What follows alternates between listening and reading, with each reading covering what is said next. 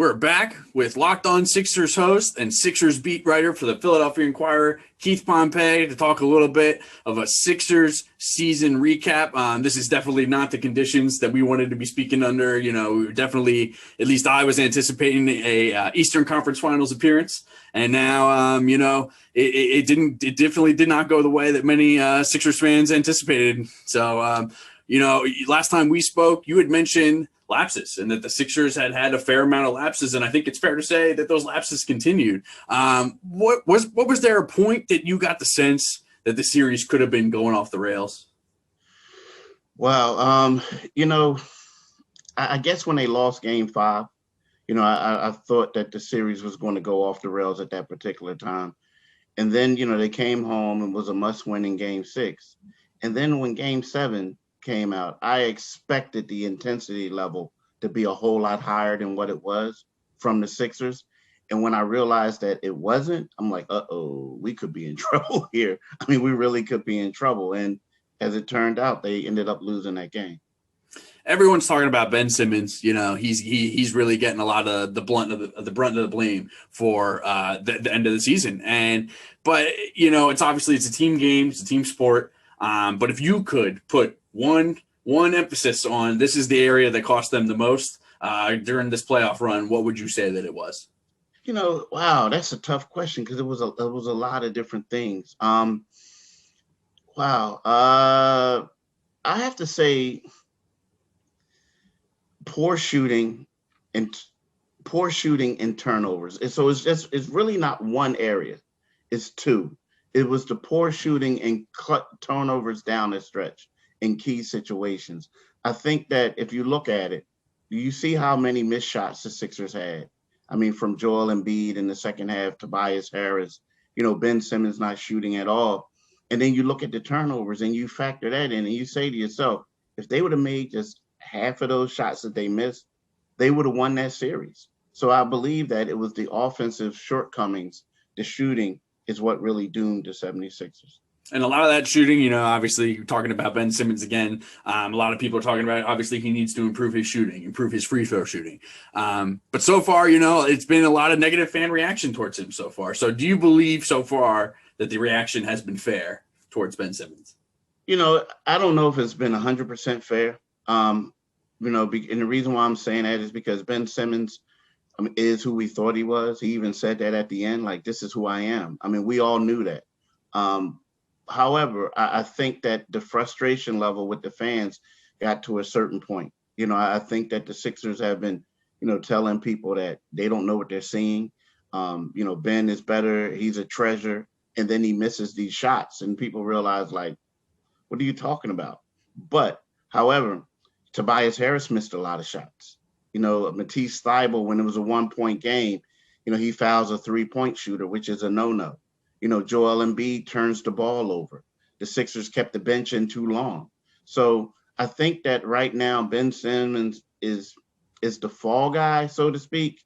But there was a lot of other reasons why they lost that game.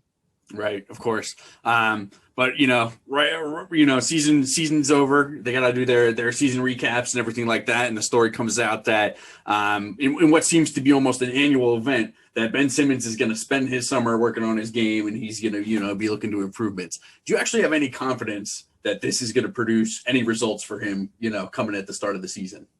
I don't, because I think is more mental than physical. Like, you could work on things. I mean, here's my thing. I remember after his rookie year at playoffs and he struggled. And we were talking about he struggled through 70%, right? 70%. We're saying that was a struggle, in the playoffs. And then he doesn't get to shoot the ball or whatever. He shies away.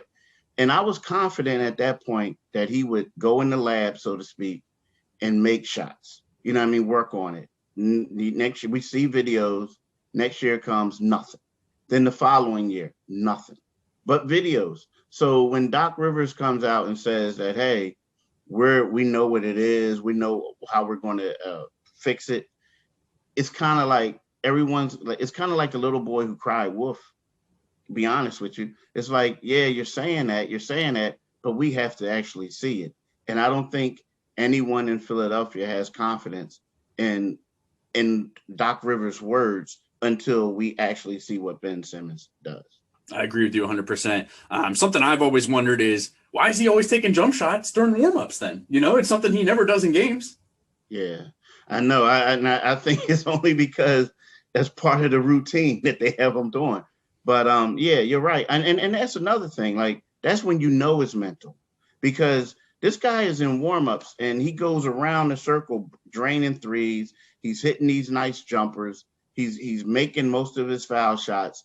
And then when the game comes, it's kind of like, oh wow, who is this guy? You know what I mean? It's just a completely different person. So that's where it's mental. He can do it. It's just like you can work on it as much as you want in an empty gym, right, with shooting coaches. But until you get in front of 20,000 fans and you can do that, it means nothing to me. We've seen Ben Simmons score 40 points when Joel is out of the lineup. Being that scorer, the guy without the jump shot, and still able to put up 40 points. What is it that turns off his aggressiveness? That at times on the floor he's not attacking the basket and doing the things that he needs to do for the Sixers to be successful. I think that the fear of getting to the foul line. I think that has a lot to do with it. And let's be honest, he scored 40 points against Giannis. It was 42, not Giannis, against Rudy Gobert. It was in the regular season game. He was amped up. People were doubting him. He was playing center. Ben Simmons was able to use his athleticism to run rim to rim and get these buckets on this guy. The guy couldn't keep up with him. Now in the playoffs, they guard him completely differently. Before they're just trying to like stop him, build a wall, but now they're going to the hack of Ben. They're doing all these other things, and I think that he loses his aggressiveness because he doesn't want to get fouled. And maybe the forward, the center position may be the best position for him right now, but in the playoffs, it's like he's just getting exploited and exposed because he doesn't want to get to the foul line. And even after you do hack a Ben, let's say if you do hack a Ben for 2 games straight, the third game you don't do it, but in his mind, he's thinking you're going to do it. So he's going to be less aggressive. And it seems like that's what happened for most of game 7 until they employed it late in the game. I think the biggest conversation around him has primarily been trade talks. If he, what could he bring back, anything like that. So do you think Ben Simmons is a member of the Sixers come start next season? You know what? I'm up on the fence on that one. I know a lot of people saying he has to go. But you raised a great point. What does he bring back? What comes back? And it's one of those things where, Ben Simmons is an all defensive performer. Ben Simmons is a 3-time All-Star. If you can't get that type of thing coming back, that type of value coming back, is it best for you to just wait to trade him? Or do you just want to do the fire sale now to whereas everyone's like, okay, we're not going to give you value. Now you're going to make the fan base happy. You may make some of the coaches happy, but at the same time, are you bringing back that equal value? And I don't know if right now if they can get equal value for Ben Simmons. I know it's definitely going to be tough to answer this question, but is there a player or players that you think teams should possibly try to target in a Ben Simmons trade? Obviously, we've heard the rumors about possibly, Damian Lillard possibly wanting out. Nothing official there or anything like that. But it would be tough, to imagine just a Simmons for Lillard trade straight up. Yeah, that would be tough right then and there. Like a guy who could possibly fit in could be like a CJ McCollum type as opposed to Dame. Now, don't get me wrong. Dame would be a great upgrade in that position. They need a point guard. They need a guy who can go out and get buckets, a guy who, the weakness of the 76ers, they don't have a closer. So Dame Lillard would be the great guy. Now, I don't know if you're Portland, based on the struggles that Ben Simmons had, if you're willing to give Dame Lillard up. Because let's face it, small market, selling tickets, doing all that. Now, if you want to keep Dame and maybe CJ McCollum could be a good guy, and then you can hope that this could be, CJ McCollum has always been a great player, but he's never been the player. And you think that he could come here and he could possibly be like a Seth Curry, came here, He let everybody know, hey, I'm having a career season. This is what I can do.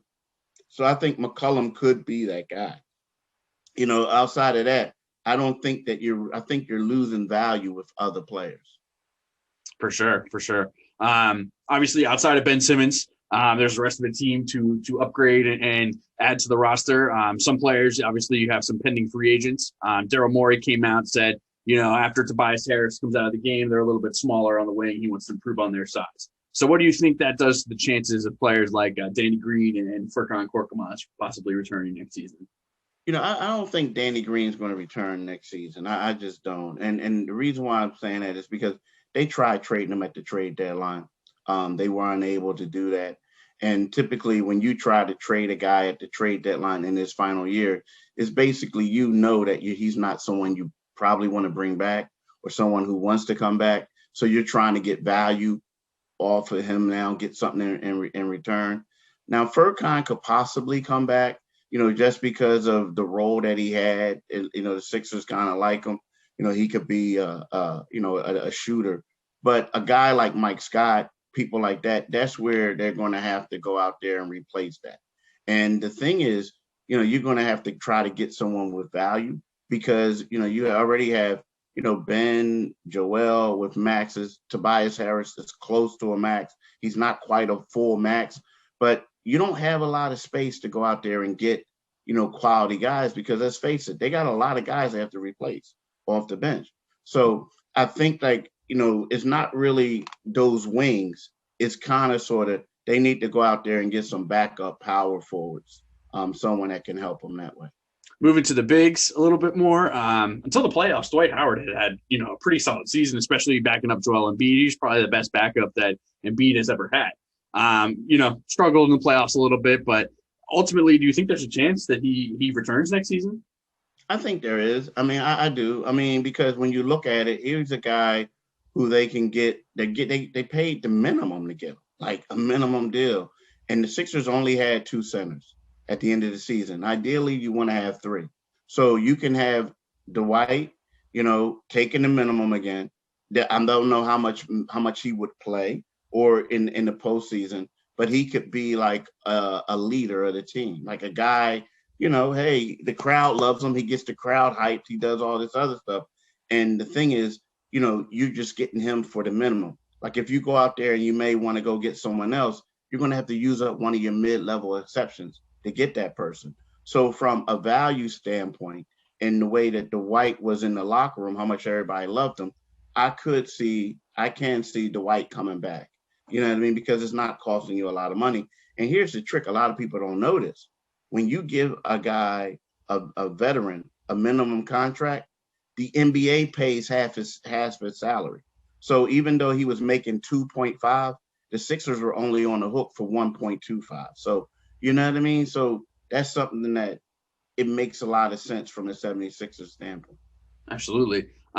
Next year, the team obviously is going to seek to go farther, conference finals, NBA finals appearance. If they are to do that, what did they do in the offseason to get there? They had to bring in a dynamite point guard, a dynamite closer. I mean, because if you look at it late in the games, it looked like a fire drill that went away. Like, guys forgot how to stop, drop, and roll, so to speak. I mean, they were just guys they was just all over the place, turning the ball over. No one knew who was going to take the shot, or they were forcing shots. In the beginning of the season, the question was, the Sixers, do they have a guy who's going to be a closer? Can they go get one? They couldn't go get one. And I think like that kind of bit them in the tail, so to speak, in Game 7. The Sixers need a closer. Not the way we want to end the season for sure, but there's a nice offseason here to try and improve this team. There's going to be a lot of headlines, a lot of storylines to follow, and you can follow Keith Pompey on Twitter @Pompey on Sixers, and you can catch him at anywhere you get your podcast for the Locked On Sixers podcast. Thanks, Keith, for joining us. Thanks for having me, my man.